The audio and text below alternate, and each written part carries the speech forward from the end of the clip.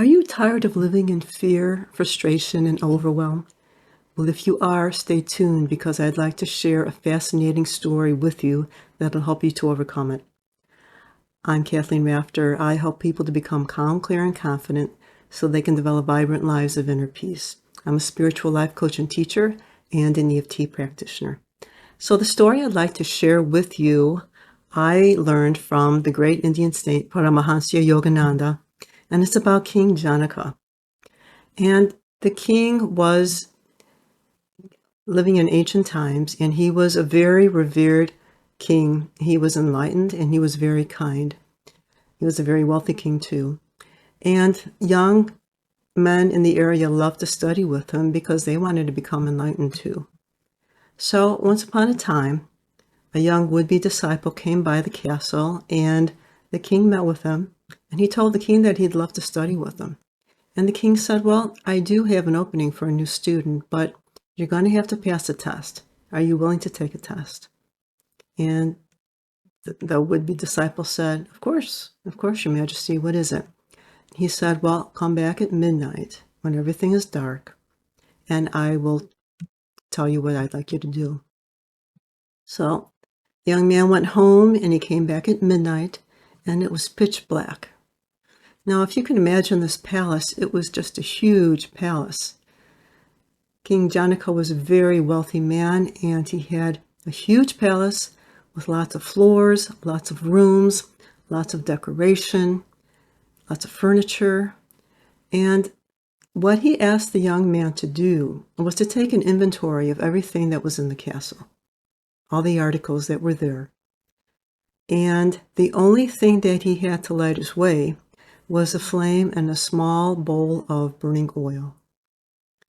And it was midnight, and he had to get that done by dawn if he was to work with the king. So the king asked him, are you willing to do that? And the young man said, yes, of course, Your Majesty. So he took the bowl, and he almost dropped it to begin with. But then he walked a little bit way, and he came upon a stairway. He didn't realize the stairs were there, and he stumbled down the stairway, and he almost dropped the bowl, and that would have been the end of the whole thing.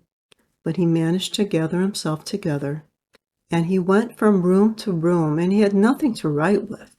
So he had to commit all the inventory, do the survey by memory. So he went through, and he stumbled here and there, and it was an open-air castle.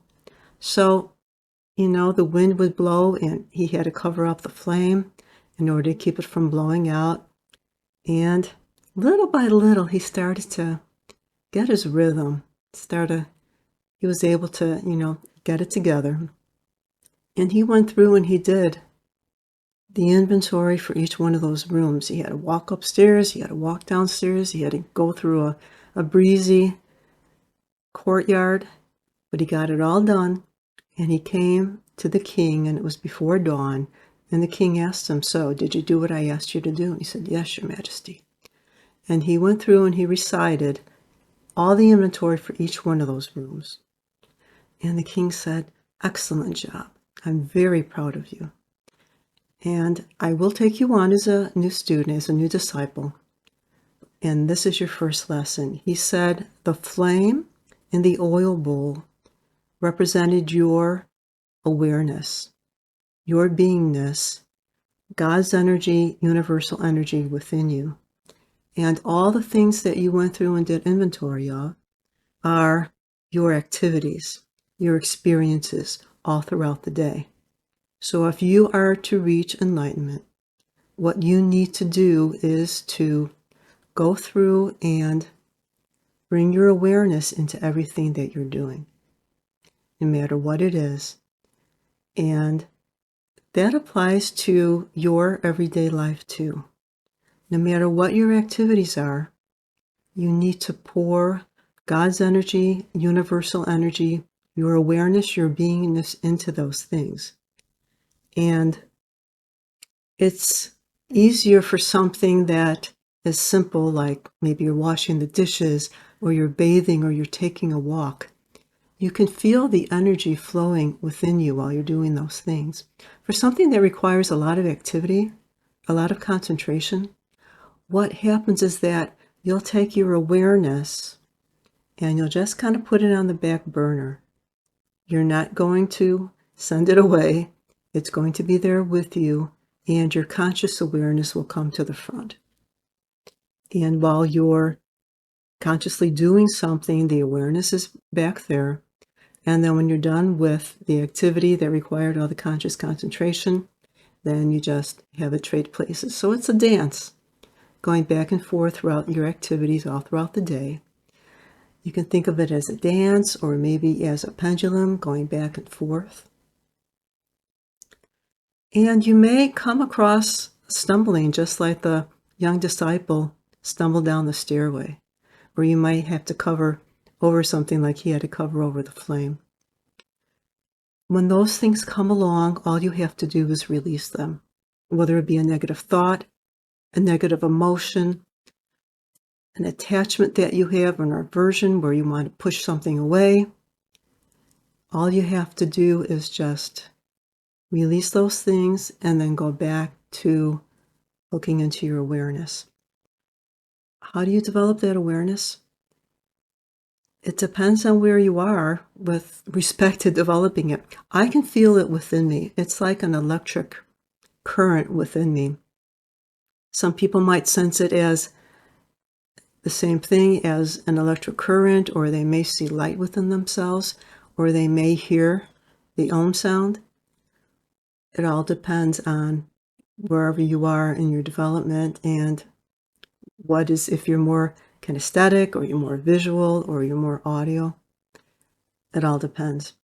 But go through and feel that. If you can't feel that within you, then what I suggest is that you just close your eyes and just take a few deep breaths and actually feel the air going in and out of your nostrils. That will help to take you out of your mind, which is what prevents us from feeling awareness, and it will bring you into your body. And so you can go about and do that dance. If you're just doing very, very menial type things, if you're walking or doing the dishes or something like that, you can just have the energy of your awareness of God's energy, universal energy flowing into the activity. Or if it's something that you need a little bit more conscious awareness for, bring that to the forefront, bring the awareness towards the back, and then just switch once you're done with the activity. And the more you do this, the more peaceful, the more joyful, the more loving you're going to feel, the more you're going to be able to focus. It's really an amazing thing. So just to summarize, I've been telling the story of King Janaka and his new disciple, and how the disciple went through and took inventory of the entire palace with just the light of the flame of a small burning bowl of oil. And the king explained to him that the flame represented the awareness within all of us, within the disciple there, and that going through and doing his having to pay attention to all the inventory and to take a survey of that represented all the activities and all the experiences that we all have throughout the day. And this same thing applies to you. And you can go through and apply your awareness, your beingness, God's energy, universal energy to whatever you're doing. And the more you do that, the more peaceful, the more joyful, the more loving, the more focused you're going to be, which is ultimately going to lead to freedom. So that no matter what happens to you, you're going to have that awareness there, and you're going to have peace, no matter what's going on around you. So if you'd like this information, I'm sure you'll love the free ebook I've created, 5 Steps to Create Inner Peace and Calm Your Soul, even if nothing else has ever worked before. So practice this. Practice the dance or the pendulum, however you look at bringing awareness into your activities.